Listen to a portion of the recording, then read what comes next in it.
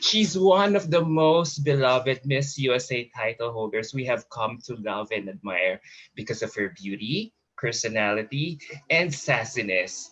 16 years after, she still continues to attract as many pageant fans as ever, simply by being herself. And as the next Miss USA edition is just around the corner, let's catch up with her as she shares her thoughts on the changing ideals of pageantry. So here she is. For the first time, please welcome Miss USA 2004 and Miss Universe 2004 first runner-up, Shandi Finnessey, live all the way from Tennessee, USA. Hello. Hello, Miss Shandi. Thank you. It's good to be here. Thank you for inviting Yeah. me. Yeah, I mean, even if, 16 years have passed by, we still couldn't forget you. I mean, thank God for social media. We can still keep playing your crowning moment over and over again, whether it's Miss USA or Miss Universe. So Yeah, how are you, Miss Shanti? I'm good. It's crazy that it's been 16 years. Like I just the other day was talking with a pageant fan and he was like, I was there the night you won Miss USA. I was there. He actually also went to Ecuador when I was first jumped to Miss Universe. And I was like, that's crazy. That was 16 years ago. And I made some joke. I was like, if you and I had had sex that night and made a we would have a 16-year-old driving a car by now. Oh gosh, when you put it that way. Crazy how much time has passed. Yeah, so we have always admired your, I really appreciate you taking the time out of your busy schedule, out of your busy mommy schedule in doing this interview. So thank you so much. So I've always come to admire your commentaries with Miss Susie on your YouTube channel, Pageantality, because your commentaries are so entertaining in Rio. I mean, you were one of the first few title holders or former beauty queens who really took their platform on YouTube. So how did it all come about? Well, I had actually, after being Miss USA, I had a few girls reach out to me and ask if I would train them. And I feel like I had put so much work into becoming Miss USA because I really wanted that job. And I didn't want to be first runner up. To Miss USA, I wanted the crown because being Yes. first runner is wonderful, but it doesn't change your life like being Miss USA does. And so I just studied so hard and I focused so intensely on the process to become Miss USA that I felt like I had these tips and tools to teach girls. So I had some clients reach out asking if I would train them, and I did, and was doing so. And then Susie and I had become friends a few years after both of our reigns. And we were having lunch one day, and she had just judged the Miss Massachusetts pageant. And she was saying, if I noticed, like, if one girl would do a little bit of this and one didn't do much of this, like they could have done so much better. And I said, this is kind of what I do now, is I have been doing some pageant consulting, and I said we should maybe think about doing it together. So we decided to just jump in together and start training girls. And then, I feel like any pageant fan watching YouTube or watching the pageant could be on YouTube, because you all have commentary when we're watching of like, oh, what does that girl wear? And like, oh, honey, look at those shoes, and making comments. So we just thought, why don't we share our thoughts with everyone? So we started making the videos after the pageant and just sharing our thoughts. Did you expect it to be? Did you expect it to be a critical success? Because us here in the Philippines, we look forward to all your commentary videos for both Miss USA and Miss Universe for the past 5 years now. Speaking of the Philippines, truly the best fans on the planet. Back when I was competing at Miss Universe, Paula Shugart actually is the one who said when we were going to Miss Universe, she was like, the Philippines have the best fans ever. And I was like, oh, really? Like, I'm new to this whole thing. Like, and then every time I met anyone from the Philippines, their pageant history and knowledge is just off the charts, and like just true fans. But I just think that people like to watch other people's thoughts on the pageants, first of all, but especially if you can get someone who's walked in those shoes to then give their thoughts on it, of course, they're going to want it even more so. I'm not going to watch basketball and listen to a golfer give me commentary on basketball. I want a former basketball player to give me commentary. So Exactly. I think that's what people like. Yeah, so yeah, every time we listen to your commentaries, I mean everything is so genuine. I think we're it's so much fun, especially when it comes to from I mean when especially when it comes from both of you. Like one is playing good cop, the other is playing bad cop. So you balance both each other out. It's nice to see that you guys, find true friends in each other, right? Yeah, we're totally. She's like a sister to me, and definite bad cop, good cop sort of thing. Even clients, Lucy will be like, "Oh no, like, you look just so beautiful in that dress," and they'll be like, "I'm sorry, was the dress even fitted? Like, what are you wearing?" So I feel like I just because partially I think that my mom was that way toward me, where she would always give me the absolute truth. She wouldn't ever sugarcoat anything. And I like that, to get the true truth from someone. And so I feel like I dish the same thing. And sometimes it's a hard pill to swallow, but it's the truth. And I want to hear everyone's real opinions. I don't want things to be sugarcoated. Like, give me your real thoughts on things. Exactly. So speaking of real thoughts, I want to ask, what are your thoughts on pageants go a lot of pageants nowadays going virtual or hand selecting their representatives for the upcoming pageants. As a pageant girl yourself, do you think that these women is being robbed or are being robbed of a chance to strut their stuff on the runway or have a traditional crowning moment? Yeah, so I feel a few different ways. I think the alternative, if we didn't do the virtual pageants, is no pageant. And like Miss America is postponing all of their local, state, and national pageant an entire year. So girls that were like Miss St. Louis Metro now get to keep that title for a full another year till they can compete at state. And they're not having a Miss America pageant this year at all. And so, um, you know, if you had to choose one or the other, I still want a pageant. The problem with going virtual, though, so Miss USA is coming up. All of their interviews are on Zoom, but they'll still be able to compete in person on stage and be able to walk a stage. But a lot of pageants right now are actually having you submit a video of yourself walking. And I've been training clients that are doing that. And it's kind of good because then you can perfect it. So you can Yes. like nail it before you send it in. But then it's also not good because you feel like you go down a rabbit hole of trying to perfect it so much. It's almost not real at that point. There was one client in particular that I was like, okay, now turn a bit more, turn a bit more, turn a bit more. And I had her pose in such a way that her body looked insane and amazing, but it was a trick of the camera. Like in real life, she doesn't look that way. And so now going to nationals, your body isn't going to look that way. So it's not really as fair. And then some girls also have amazing lighting, some don't. And lighting can truly make the difference. So it's just, I'm not a fan of it at all, but I would take a virtual pageant over no pageant any day. Yeah. All right. So yeah. So it's okay for you that in case that, for the sake of argument, assuming Miss USA goes virtual, you would be all right with it. Instead of telling them, okay, can you wait it out for another full year just when this whole pandemic situation subsides, so you can now go back to the Yeah, traditional. but I would want it to, because even like their Zoom interviews. So their Zoom interviews, they're all in their own home. They have their own computers. Some girls don't have great internet connection. So I would want it to be on a even playing field. And I know a lot of like the singing competition shows and stuff that have gone virtual. They have sent all of the contestants like a whole kit to use. So this is your light.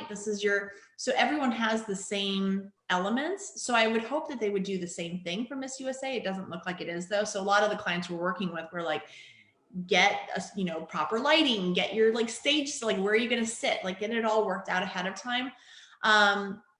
No, I want another title holder. I mean, I love our title holders right now with Chesley and Zumi, love them, or Zosie, but I do want another pageant.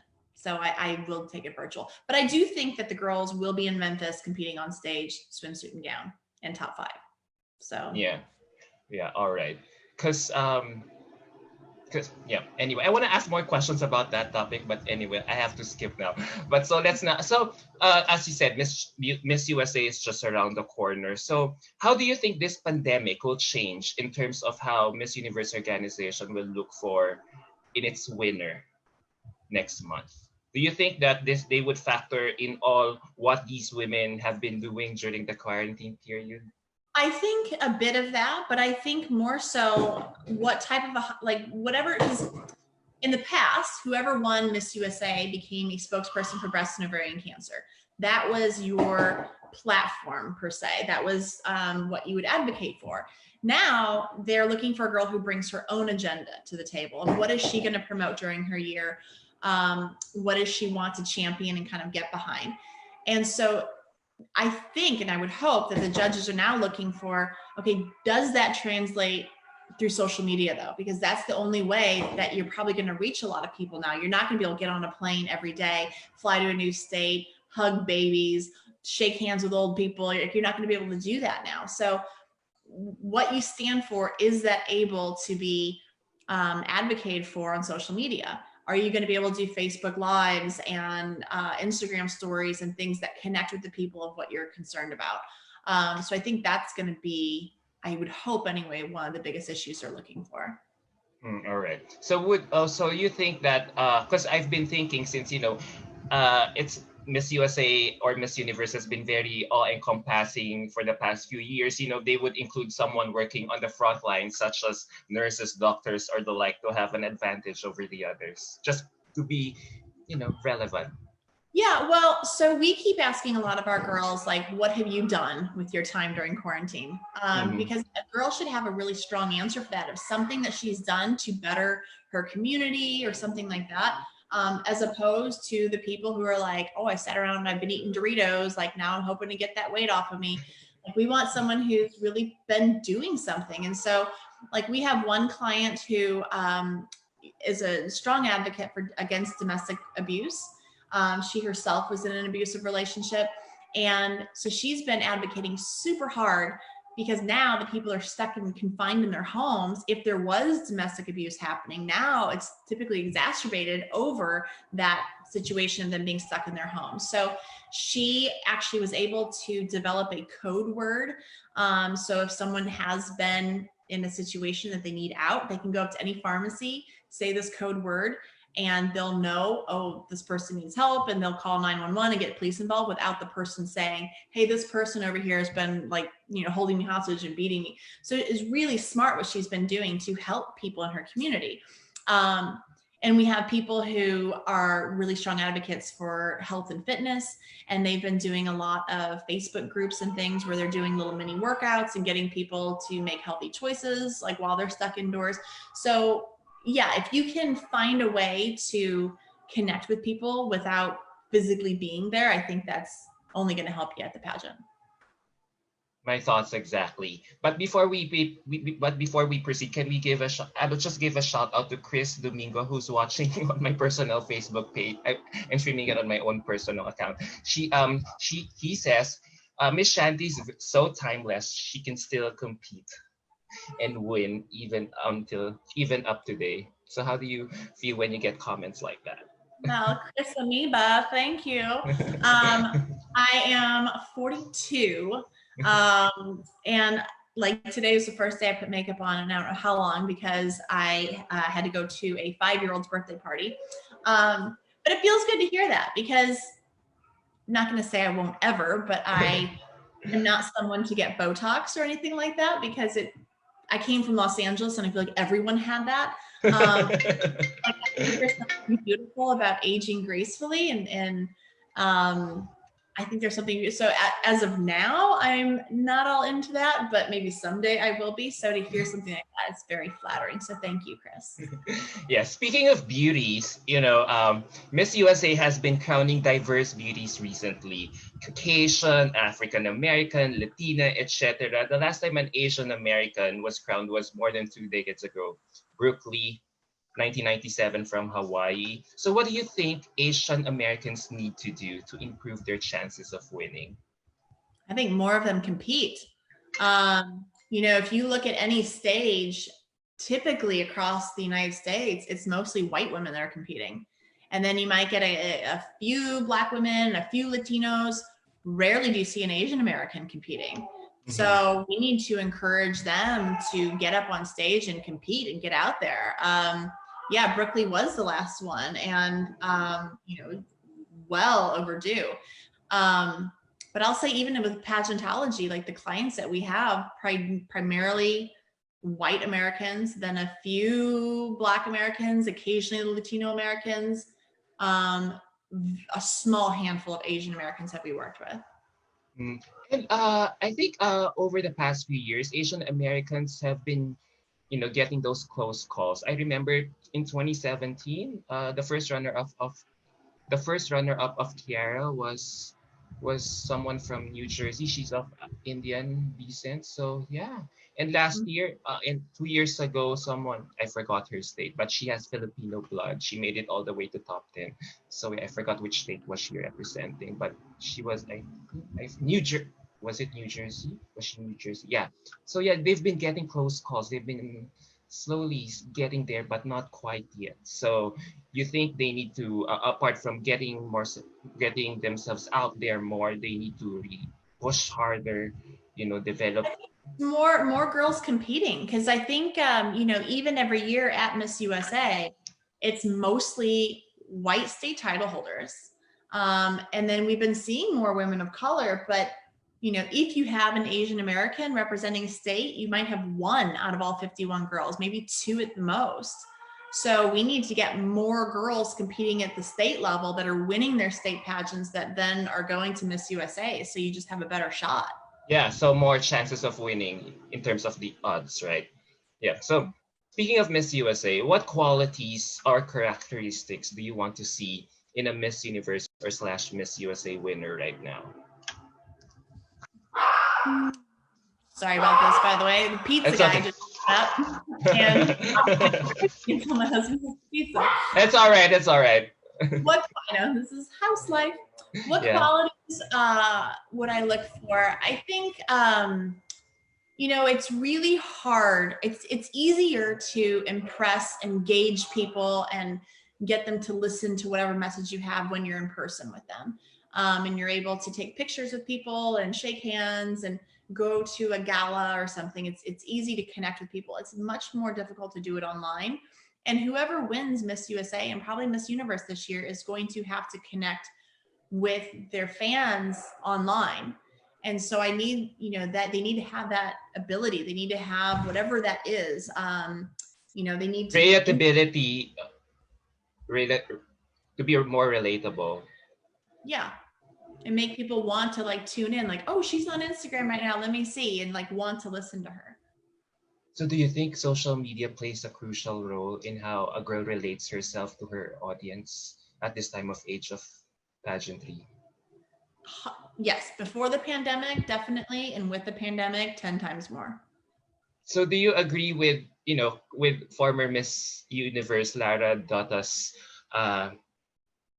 interview clip before that nowadays she says that nowadays when girls compete in pageants, they have already been judged in social media long before they get to the host country. So when they get to the host country months after, it's already assumed, it's already a given that the organization has already picked a winner. Do you believe with what she says? Something like that? So I agree with the first part, not the second part, that yes, by that point, everyone knows about the girl, her ins and outs and what she eats for breakfast, and they know everything about her.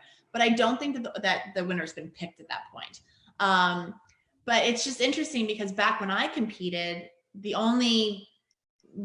pictures and things I saw of the other girls were when they competed on stage. So I only got to see them at their best of the best of what they look like in swimsuit and gown, and when they answer their top 5 question. And so nowadays it's a bit more intimidating because you have girls that are looking through people's Instagram pages and they're all filters and whatnot. So you're looking through and it's kind of intimidating and a little scary, I think, if I was to compete nowadays. I don't think that I think the fans may pick their winners based on social media, but I don't think the organization has picked them because they're allowed to choose a handful that make it into the semifinals. But that is really usually based on what they're experiencing during the pageant week or weeks that they're there, and seeing like how helpful a girl is and how easygoing one is and how on time one is. And so they really kind of weigh it off of that. All right. I agree. So let's shift gears a little bit. So, as a pageant coach yourself, and we've been watching a lot of your commentaries with Miss Susie on YouTube, on your YouTube channel. So, what do you feel when someone from the Miss Universe organization is doing pageant coaching to both Miss USA and Miss Universe contestants? Does this put other candidates at a very disadvantageous position, or no? When people are coaching, what do you mean, like Luciera? Yes, someone. Okay. Yeah. I don't think it's fair for someone to do commentary. So Luciera is great at walking and great at teaching people walking. But I don't think it's fair then for someone who is working hands-on to then go, oh, look at her walk. That's not good. And it's like, but those were some of your girls. So I don't think that's really fair. Yeah, I don't. And then, yeah, I think it's, even though the judges don't hear that, because when the judges are judging, whatever the commentary is going out to the audience and to the telecast, the judges just see what's on stage. I don't know. I just still think it sits weird with me to see someone commenting who had training like that. It would be like if I was to sit there and go, oh, that girl's top 5 question was really great, because I worked with her. Like that would just be I don't know. That's my opinion. Yeah, I do get where you're coming from. So I assume that if ever, let's say, you're a pageant coach yourself and you've been training girls for a lot of pageants there in the U.S. state, whether state level or in the national level. So if ever, again, Miss Universe organization taps you to become a caller commentary, for the finals, you would probably say no just because of conflict of interest. Oh, if they asked me, I would say yes. But I don't would ask me. I don't think they ever would. Now that I had done it in the past, but not since becoming a consultant. If they asked me now, 100% I would do it. I would like to, though, if possible, let's say I was in that position, to tell the viewers, oh, this girl I worked with, and this is the experience I've had, this girl I would like to be able to have that dialogue, but I don't know if the Miss Universe organization would allow that. I'm guessing they probably wouldn't.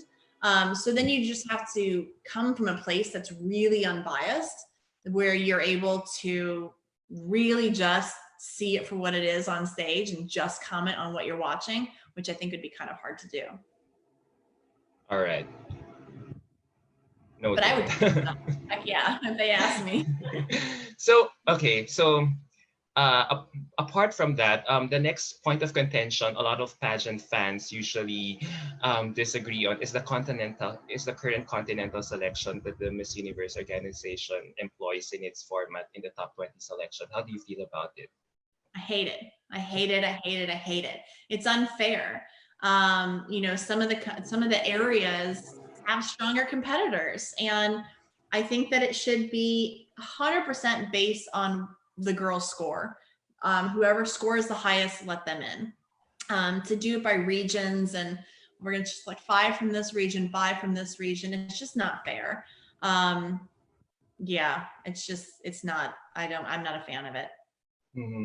Because because on the other side of the coin, everyone is saying that the reason why Miss Universe organization is also doing it because of for business reasons, so that they could cater and focus to a certain continent and strengthen their business pursuits in that particular continent, like Africa, Europe. Because as we all know, Asia and South America, pageants are very popular there, like Miss Universe. But when it comes to penetrating other continents like Europe or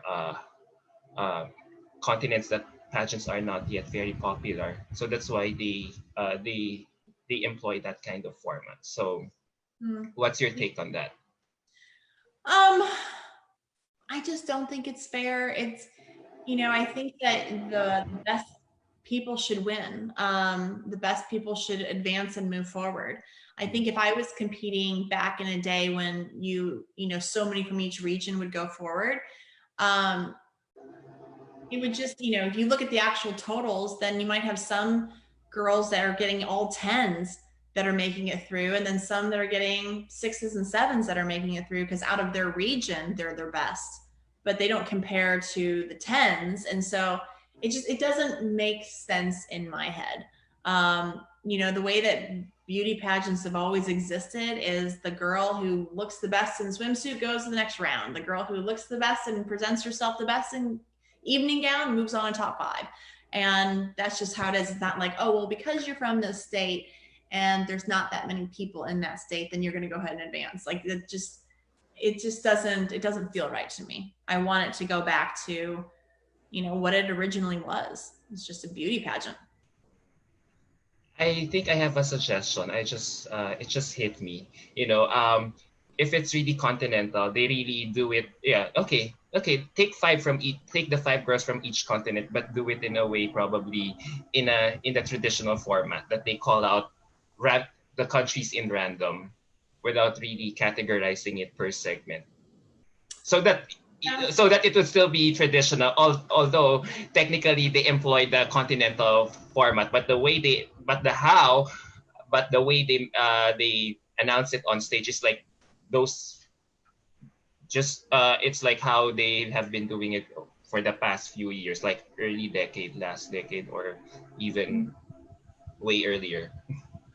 Yeah, I just want the top 20 highest scoring girls to go forward, no matter where they're from.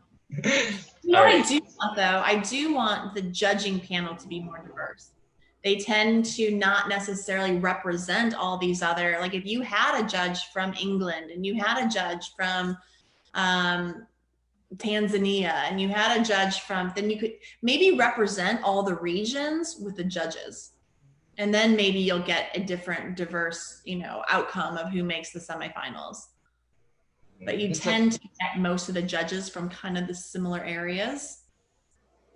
So, because I understand they've been getting all women for its selection committee. So would you suggest that they get each girl from different sectors, just to make it all encompassing?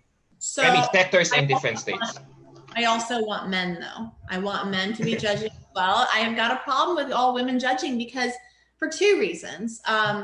Number one, the girl who wins has to impress and have an impact on men and women. So you want men to have a say in who that is too, because she has an important message that she's sharing, and you want to be able to impact both genders. And have them be impressed and want to listen to you.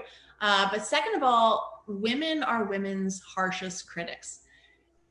Being a consultant and working with pageant girls, I so often find that women feel inferior or competitive or jealous of other women. And so if someone is of competition to them in terms of beauty or talent, they tend to hold them back. And because they want to like blow out their candle so their candle looks like it's shining brighter, and men don't do that. And so sometimes I worry if we have a like super, super gorgeous, physically beautiful client that's going to Miss USA or Miss Universe and it's an all women panel. I worry of who the women are. Like, are they secure enough in themselves that they can award another gorgeous woman this title? Or are they the type of woman who's going to choose the one who's just so sweet and so humble and kind of cute and pretty? So I feel like it takes a really secure woman to lift up another beautiful woman. I agree 100% with you. Actually, I want to ask a follow-up question, but due to limited time constraint, I'll move on to the next question. But I really like what you said. I mean, yeah, you hit it right. Yeah. Right in the head. Promise. So let's move on.